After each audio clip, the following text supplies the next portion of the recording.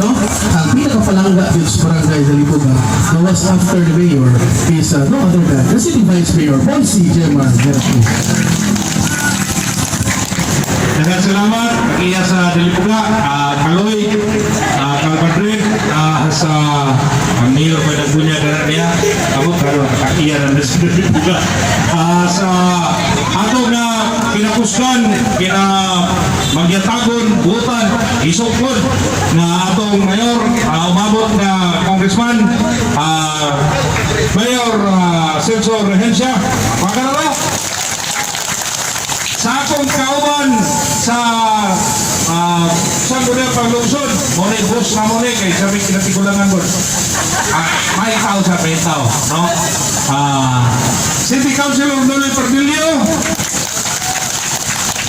kani kila Bapong Sanon, Butan, Kugihan, kila Bapuhan, magsiguro ka na, no? Religyoso po siya, no?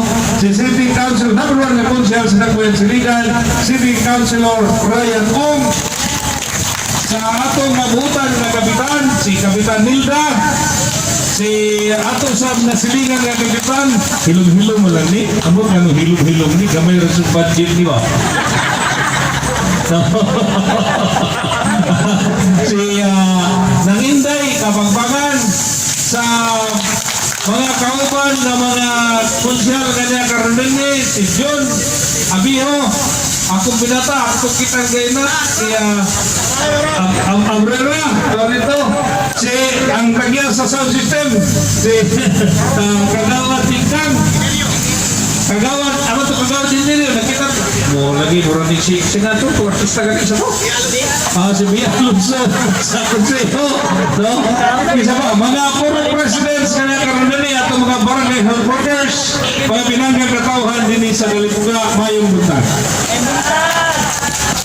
Sa tinuray lang, pangandoy na mo na Mayor Celso Regencia nga tanang katauhan sa iligan himsok upang lawas.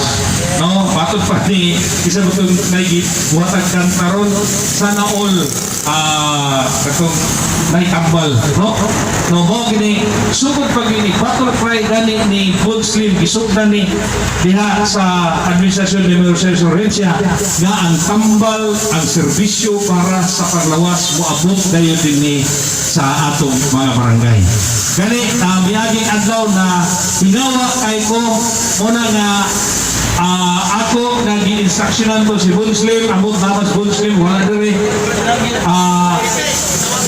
Akong gi-inanggit siya na lihok ka ang panrugagan kay sumala sa report sa barangay captain dito sa Andaw, siyam na ang nangamatay gumikan sa Kalibanga.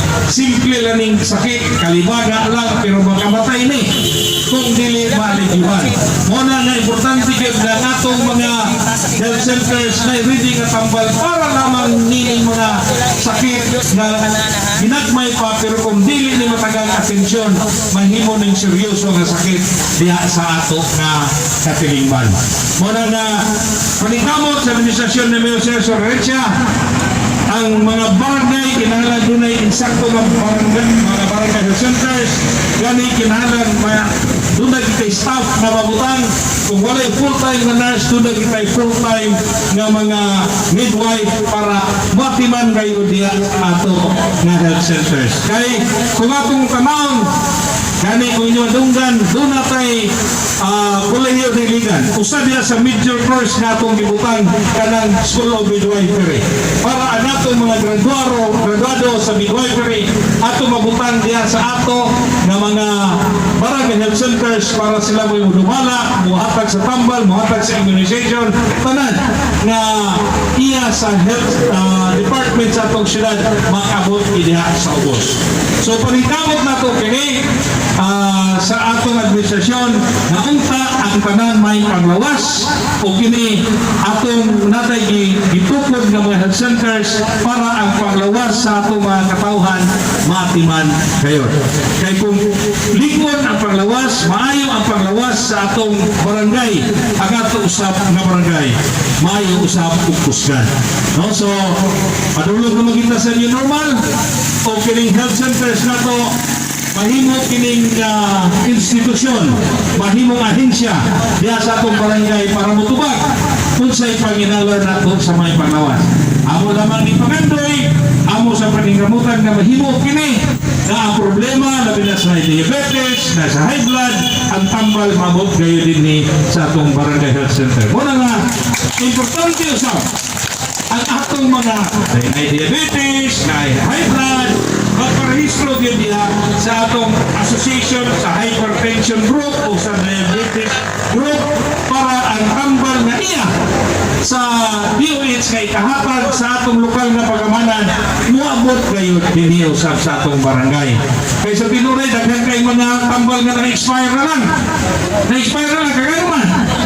Sa DOH wala mahatag kay wala man kung may mga ipang high blood o kung may ipang diabetes. Pero tinuray lang daghan tayo ang high blood, na kinahanglan og maintenance sa diabetes, pero wala kita magparehistro sa atong city health, sa atong barangay health, naunta kami sila matagad atensyon. Umaw kini ang rason kanang doon tayo barangay health. To take care sa atong mga dunay mga comorbidities o kaya pong mga sakit na pido na tima nato din sa ubos. No?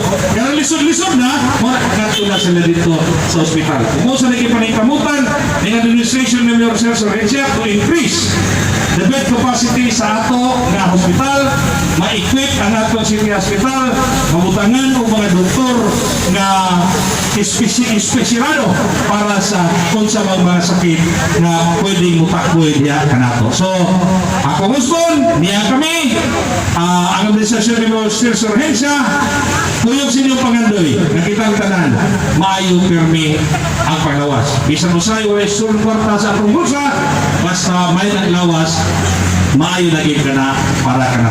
Salamat!